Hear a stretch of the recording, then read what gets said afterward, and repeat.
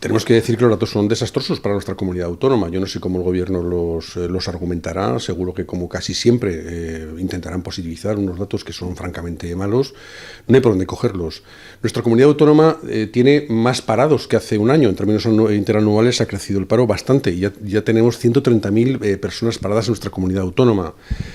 Es la segunda comunidad autónoma por la cola en cuanto a datos de incremento del desempleo en términos interanuales. Es una noticia que no sostiene una gestión del Gobierno de Aragón.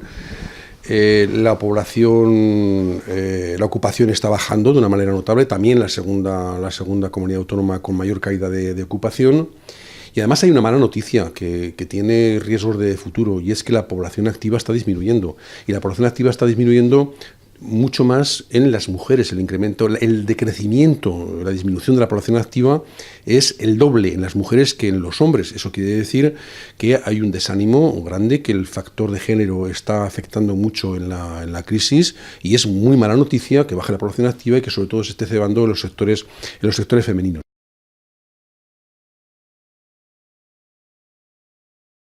A Comisiones Obreras no nos queda otra que ser muy críticos con el gobierno de la señora Rudy, y de forma muy particular con la Consejería de Economía y Empleo y con la gestión del INAEN. Bueno, hay que preguntarnos qué se está haciendo desde esta consejería, qué se está haciendo desde este gobierno y qué se está haciendo desde un instituto en el que hay que gestionar las políticas activas de empleo y que está obteniendo unos resultados tan pésimos. El Gobierno debería tener en cuenta dos factores: uno de carácter inmediato, que es atender a las personas con mayores dificultades, gente que la está pasando francamente mal, que no está teniendo ningún tipo de incremento de ingreso en sus familias, y que por lo tanto la obligación del Gobierno debería ser atender estas necesidades inmediatas, que no lo está haciendo. Hay dificultades tremendas incluso con el ingreso aragonés de inserción, que es una renta mínima, y que ni siquiera esto está siendo capaz de gestionar con una cierta decencia.